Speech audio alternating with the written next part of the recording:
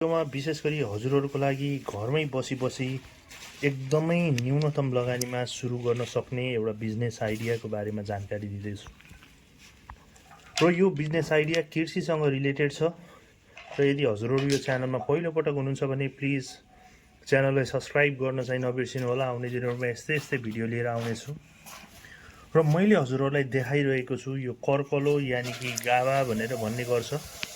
यो कर्कलो तपाईहरुले देख्नुभएको छ। यो कर्कलोबाट एकदमै कम लगानीमा हजुरहरूले यसबाट खान मिल्ने एउटा चीज बनाउनुहुन्छ जसलाई भन्ने गर्छ मसाura। र नेपाली जुन यो नेपाली खानाको रूपमा पनि यो मसाuraलाई चाहिँ चिनिने गरिन्छ। र यो जुन हरियो कर्कलो छ यो हरियो कर्कलोलाई मसिनो गरेर यसरी चाहिँ एकदमै मसिनो गरेर यसरी चाहिँ काटेर सुकाउने गरिन्छ। काटेर सुकाइसकेपछि यो कमसेकम एकदमै सुक्ने पनि हैन, एकदमै फेरि के हुन्छ हरियो पनि हैन, मोडरेट टाइपको जस्तो यहाँनिर हजुरहरूलाई मैले देखाइरहेको छु। यो तरिकाबाट हजुरहरूले काटेर सुकाउनु पर्यो। फेरि यतापट्टि हजुरहरूलाई मैले देखाइरहेको छु मास, जुन मास हुन्छ कालो मास, त्यो कालो मासको पिठो यसरी चाहिँ एकदमै मैन गरेर पिठो बनाउने गरिन्छ। यी हजुरहरूले हेर्न सक्नुहुन्छ। लगभग हजुरको चाहिँ 2 किलो पिठो छ भने 5 किलो जति यो जुन चाहिँ काटेको जुन कर्कलो हुन्छ त्यो काटेको कर्कलो लिनुपर्ने हुन्छ। र यहाँनिर हामीले लिइसकेका छौँ मासको पिठो। मासको पिठोमा अब हामीले मिसाउँदै छौँ 1 नम्बर तोरीको तेल।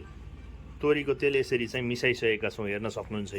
करिब हामीले 5 किलो मसाura बनाउँदै छौँ। 3 किलो जति काटेको धुलो म यो उसको के गरे कर्कलोको, त्यसपछि लगभग 2 किलो जति मासको पिठो। र मासको पिठोमा लगभग 250 ml जति हामीले के मिसायौँ यसरी तोरीको तेल।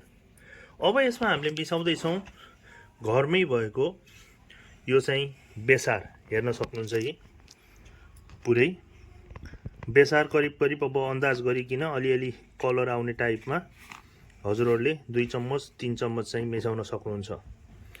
र त्यसै गरी अर्को छ यो घरमै बनाइएको चुप, अमिलो भनेर भन्ने गरिन्छ। यो अमिलो पनि अलिकति मिसाउनु पर्ने हुन्छ। यो सबै कुरा मिसाइसकेपछि अब हामीले यसलाई चाहिँ मोल्ने गर्छौँ। यसमा फेरि हामीले चाहिँ पानी हाल्यौँ। मोलिसकेपछि अब पानी हालेर यसलाई मजासँग चाहिँ पिठो जस्तो गिलो लेयर बनाउने गर्छौँ। हेर्न सक्नुहुन्छ। यी मजाले यो यस्तो गिलो होस् कि ट्याक्क तपाईको चाहिँ त्यो कर्कलो पनि यसमा मिक्स होस् र यो पनि मिक्स होस्, त्यो हिसाबको चाहिँ गिलो बनाउनु पर्ने हुन्छ। र यसलाई जति सक्यो हजुरहरूले यसरी चाहिँ के गर्नुपर्ने हुन्छ, फिट्नु पर्ने हुन्छ। जति सक्यो त्यति फिट्यो त्यति राम्रो। यो काटेको मिक्सरलाई फेरि जुन हामीले यतापट्टि घोलेर बनाएका थियौँ त्यसैमा चाहिँ के गरिदिने गर्छौँ, यसरी मिसाइदिने गर्छौँ। हजुरहरूलाई मैले देखाइरहेको छु।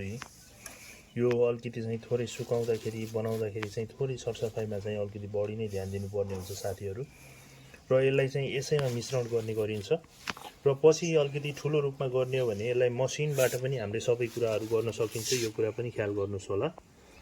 र यो दुईटै मिक्सरलाई चाहिँ यसरी मिक्स गर्नुपर्ने हुन्छ साथीहरू। जति राम्ररी मिक्स भयो त्यति नै राम्रो। यानि कि जुन कर्कला काटेको जुन चाहिँ टुक्राहरू थियो त्यो टुक्रालाई एकदमै मसिनो गरेर काट्ने गरिन्छ। र त्यसलाई जुन अहिलेको पिठोको मिश्रण थियो त्यो मिश्रणमा यसरी चाहिँ मिसाउने गरिन्छ। ल हेर्नुहोस्। र यसरी चाहिँ सुपोमा यसरी डल्ला पार्दै चाहिँ 3टा घाम 4वटा घाम चाहिँ खुवाउनु पर्ने हुन्छ साथीहरू। हेर्नुहोस् जुन मैले हजुरहरूलाई देखाइरहेको छु। यो 3टा घाम 4वटा घाम भनेको 3 दिन 4 दिनसम्मको घाममा चाहिँ यसरी सोलर ड्रायर भनेको नेचुरल सोलर ड्रायरबाट सुकाउनु पर्ने हुन्छ। अहिले चाहिँ जुन हाम्रो बनाउने क्रम चाहिँ जारी छ। कर्कलो भनेको कालो कर्कलो, सेतो कर्कलो जुनसुकैले पनि हुने गर्छ। कालो कर्कलोले कालो कलर बस्ने गर्छ भने सेतोले चाहिँ सेतो कलर बस्ने गर्छ। जस्तै साथीहरू हामीले यति धेरै बनाइसक्यौँ र यसैलाई नै हामीले फेरि के गर्न सक्छौँ त, यसैलाई ब्रान्डिङ गरेर प्याकेट बनाएर अनि त्यसपछि बिक्री वितरण गर्न सक्छौँ। एकदमै सानो लगानीमा हेर्न सक्नुहुन्छ। यी हजुरहरूलाई मैले देखाइरहेको छु। यो त एउटा इक्जाम्पल मात्र हो। र यसरी नै हामीले के गर्न सक्छौँ त, बिक्री वितरण गर्न सक्छौँ है त साथीहरू। जुन बनाउने क्रममा बनाइसकेका चिजहरूलाई कमसेकम 3वटा 4वटा घाम चाहिँ यस्तो फर्काई चाहिँ हामीले यसरी सुकाउनु पर्ने हुन्छ